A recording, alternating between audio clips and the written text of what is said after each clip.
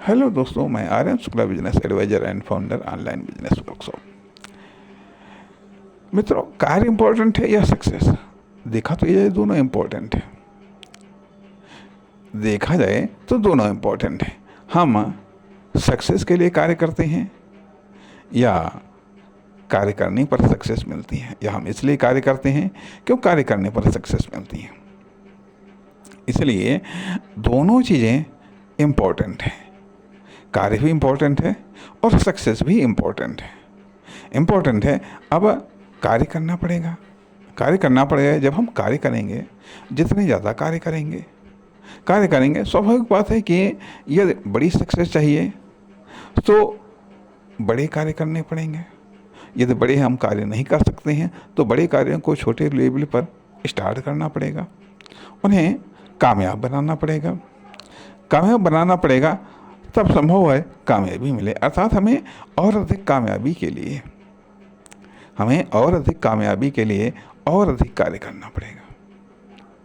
शायद इसे ही मेहनत कहते हैं। हमें और अधिक कामयाबी के लिए हमें और अधिक कार्य करना पड़ेगा।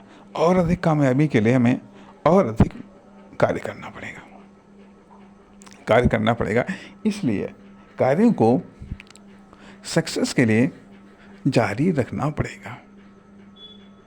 इसे चाहे हम इन्वेस्टमेंट समझें, चाहे इसे हम रिस्क समझें, और चाहे हम इसे अनिवार्यता समझें। कभी कभी ऐसा भी होता है कि इस दौरान या तो इन्वेस्टमेंट समाप्त हो जाता है, या हम थक जाते हैं, या हम बेबस हो जाते हैं। चाहे जो कुछ हो, सफलता के लिए हर हालत में हमें प्रयत्नों को जारी रखना पड़ेगा। शायद इसीलिए कहा जाता है कि hard work important for success. शायद इसीलिए कहा जाता है कि hard work is the important for success, या फिर success is the important for hard work. यदि सक्सेस नहीं मिलती है तो भी हार्ड वर्क डिस्टर्ब होता है। इसलिए सक्सेस तो ज़रूरी है।